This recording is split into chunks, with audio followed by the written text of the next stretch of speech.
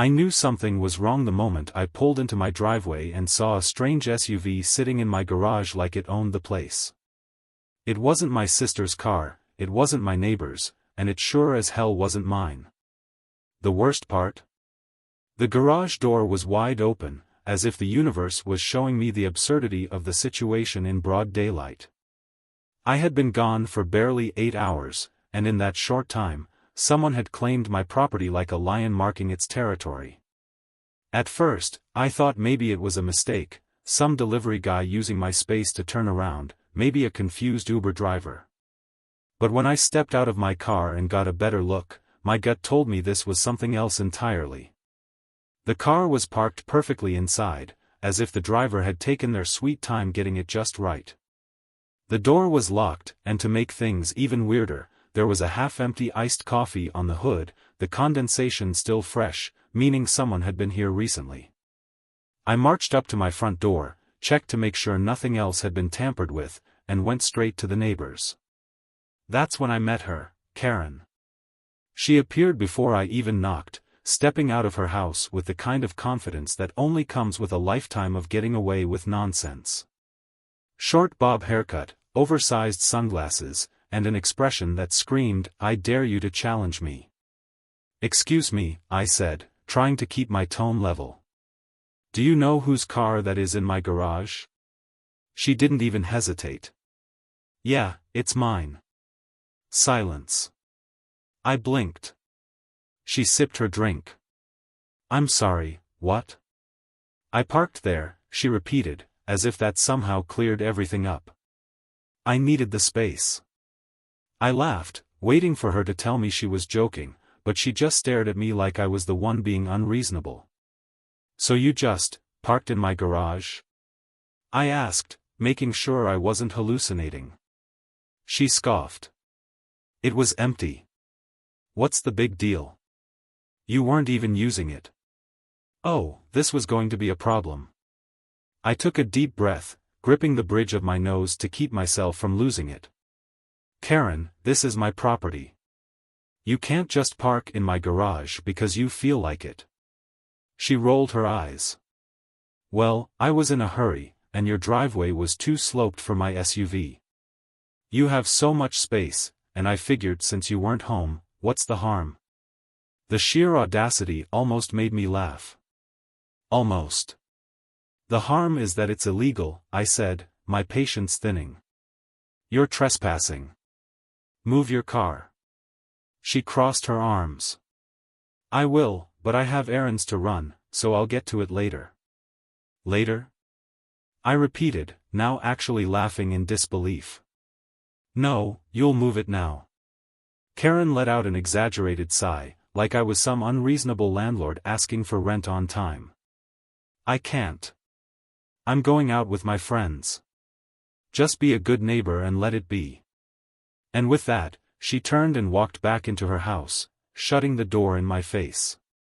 I stood there, jaw clenched, trying to process what had just happened. I had met my fair share of entitled people, but Karen was operating on a whole different level. I could have called the police. I could have had her towed. But something about her smug little smirk as she dismissed me ignited a much pettier fire inside me. Fine. She wanted to park in my garage so badly. She could stay in my garage. Without hesitation, I walked back to my house, grabbed the garage door remote, and manually locked it from the inside. Then I secured the side door with the deadbolt, checked everything twice, and made sure there was no way in or out. And then I packed my bags and left for a week. Now, here's where things got really interesting.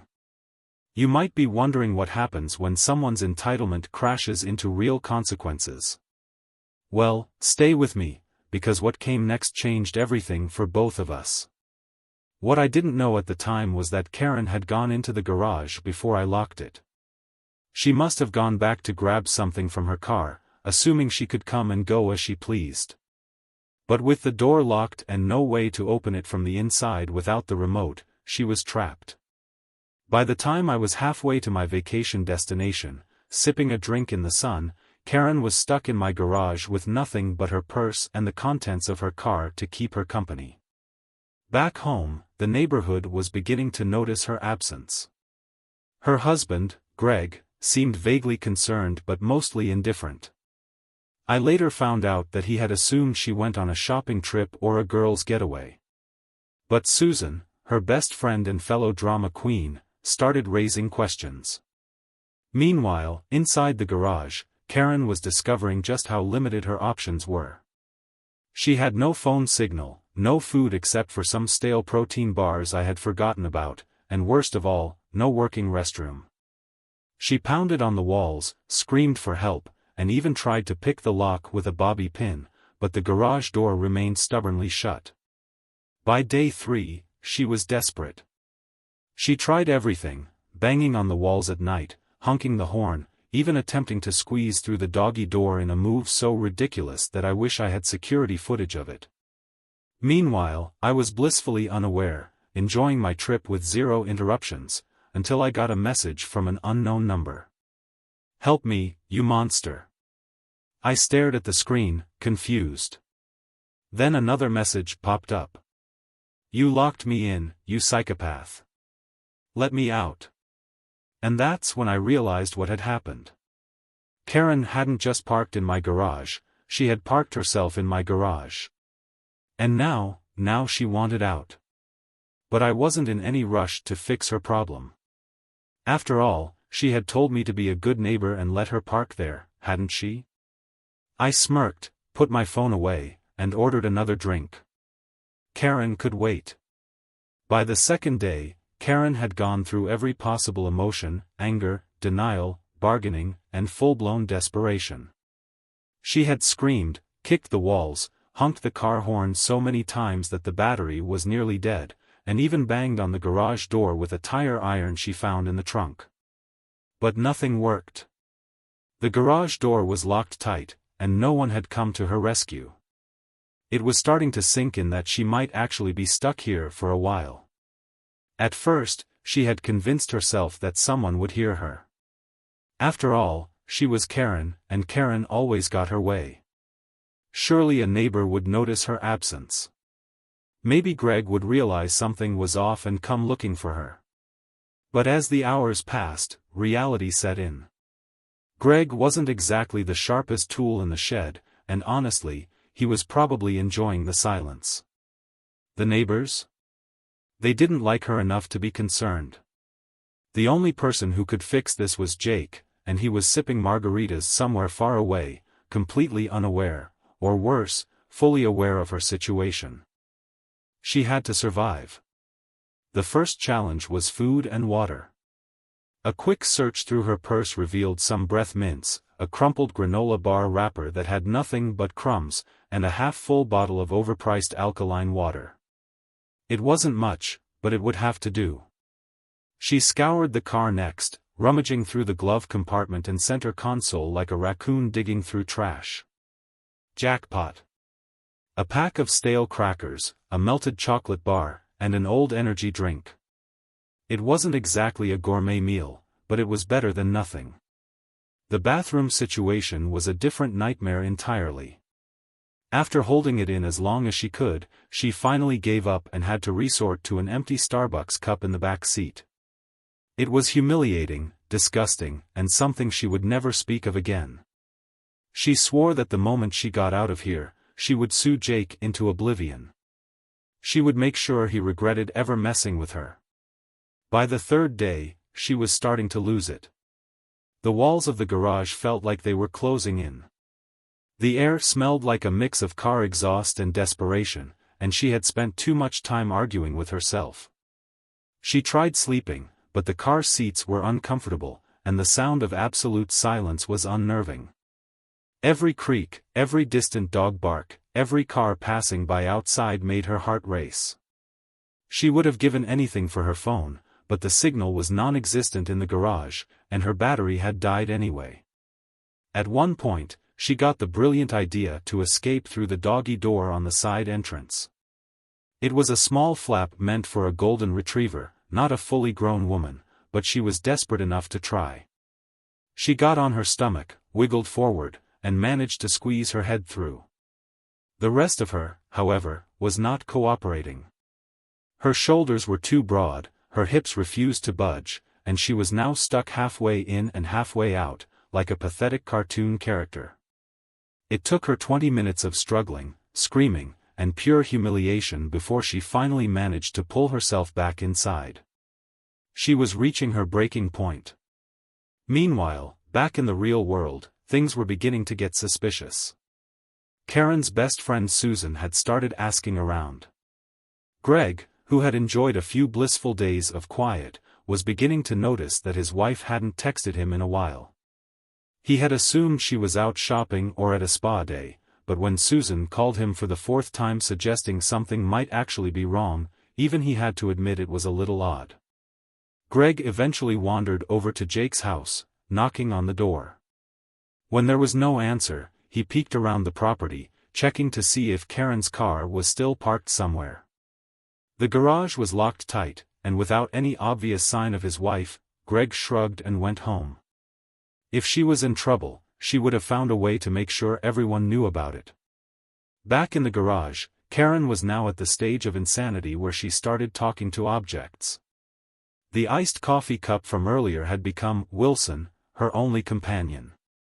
She had full conversations with it, blaming Jake for her predicament, blaming Greg for not realizing she was missing, and blaming the universe for allowing this to happen to someone as important as her.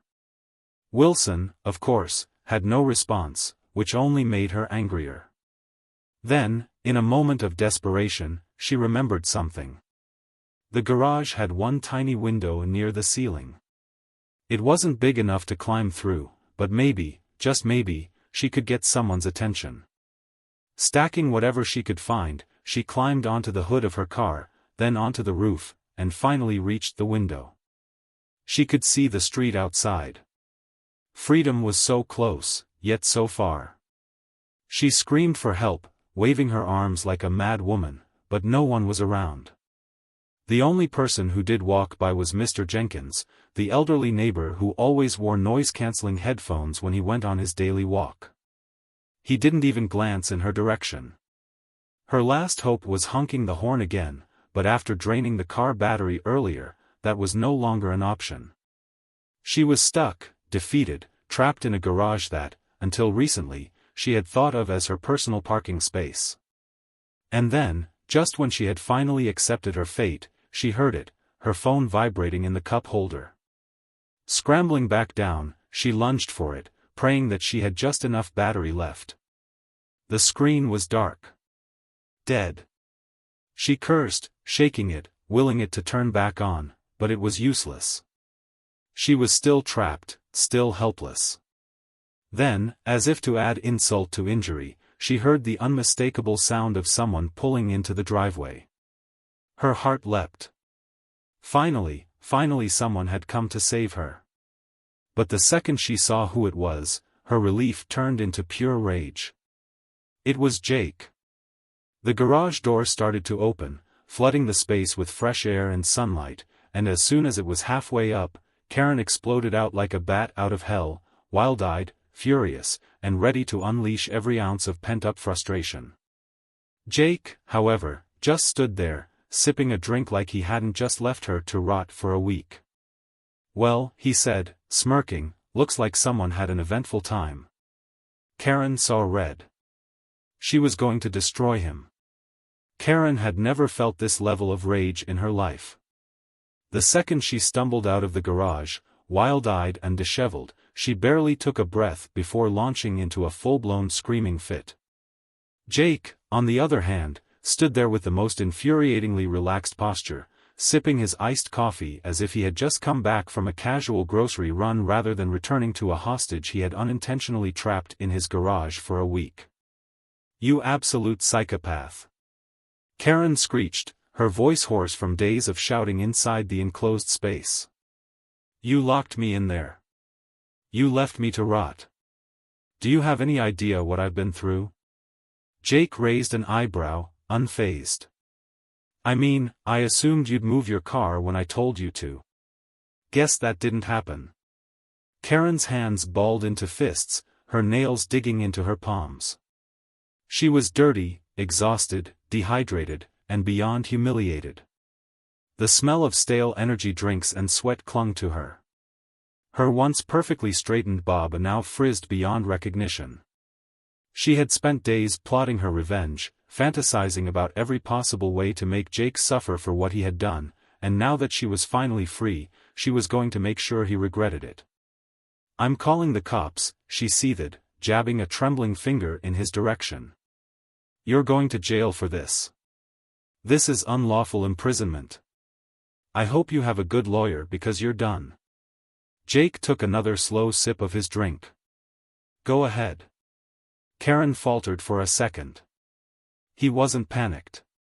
He wasn't even remotely worried.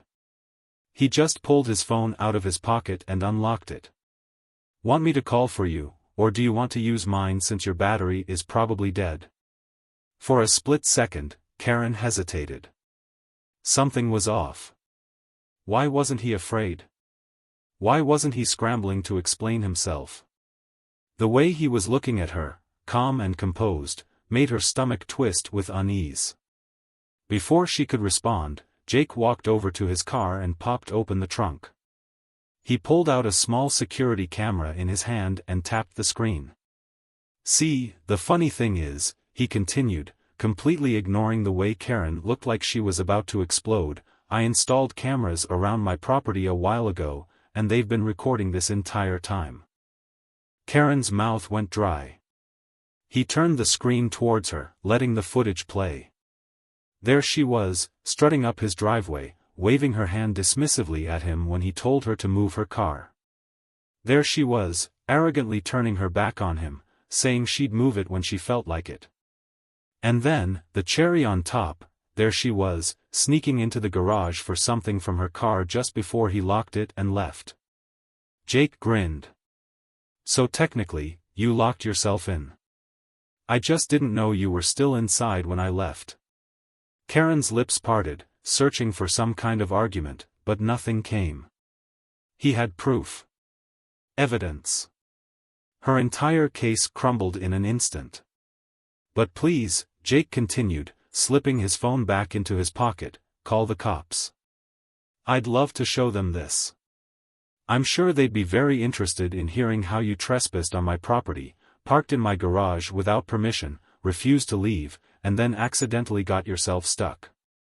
I think the legal term for that is breaking and entering, but what do I know? I'm not a lawyer." Karen's face burned. This wasn't how this was supposed to go. She was supposed to be the victim here, the one calling the shots, making him grovel for forgiveness. But now, not only was her entire argument turned against her, she was dangerously close to being the one in legal trouble. She needed to regain control. "You can't prove that I was in there for a whole week," she spat. "For all anyone knows, I was only in there for a few hours." Jake smirked. "You mean aside from the texts you sent me?" Karen froze. Jake unlocked his phone again and scrolled through his messages before holding up the screen. Karen's frantic messages flashed in front of her, all of them screaming for help. "Help me, you monster. You locked me in, you psychopath. Let me out. I've been here for days. I'm losing my mind." Jake raised his eyebrows. "Doesn't exactly sound like someone who was in there for a few hours, does it?" Karen clenched her teeth so hard that her jaw ached. She could feel her control slipping through her fingers like sand, and she hated it. And then, to make matters worse, her husband Greg finally decided to show up. He pulled into the driveway, stepping out of the car with a confused expression. "Hey babe, where have you been? Susan said she hasn't heard from you in days." Karen whipped around, barely holding herself together. "Greg, this lunatic locked me in his garage for a week." Greg looked at Jake, then at the security camera in his hand, then back at Karen. "Wait, so you were in his garage?" "Why? I parked there for a bit, and then he locked it. He did this to me." Greg rubbed the back of his neck. "So, Why did you park in his garage? Karen's mouth opened, then closed. That's not the point, Greg. Jake gave Greg a friendly nod. Your wife trespassed on my property, refused to move her car, and then got herself stuck in my garage when I left for a trip. I've got it all on camera, including the part where she texted me to let her out. Greg exhaled slowly. Karen, did you actually do that? Karen was ready to scream. This was humiliating. She had spent days suffering, expecting everyone to be on her side the second she got out, and now her own husband was questioning her. Jake clapped his hands together. All right, well, I'm not going to press charges, but I will be installing a new security system to make sure this never happens again. Karen scoffed. Like I would ever park in your garage again, you lunatic. Jake grinned. Good. Then we're on the same page. Karen seethed, feeling utterly defeated. This wasn't over. She would find a way to get back at him. She had to. But then, as if the universe wanted to deliver one final blow, her phone buzzed with a notification. A fine, a hefty one, from the Homeowners Association. The message was clear: unauthorized use of another resident's property, multiple complaints from neighbors, and a decision from the HOA to revoke her community privileges for a whole year. No pool access, no clubhouse reservations, nothing. Jake gave her a little salute. See you around, Karen. Karen wanted to scream. She wanted to fight. But there was nothing left to do. With no other choice, she stomped back to Greg's car, humiliated beyond belief. Greg, meanwhile, just sighed. So, should I even ask? Drive, Karen snapped, crossing her arms. And with that, Greg put the car in reverse and drove them away. Jake watched them go, then turned back to his garage, shaking his head in amusement. He had won, and the best part? Karen had done it to herself. I hope you enjoyed today's story. Subscribe to the channel so you don't miss more stories like this. Leave a like and comment below what you thought of the story. See you in the next video.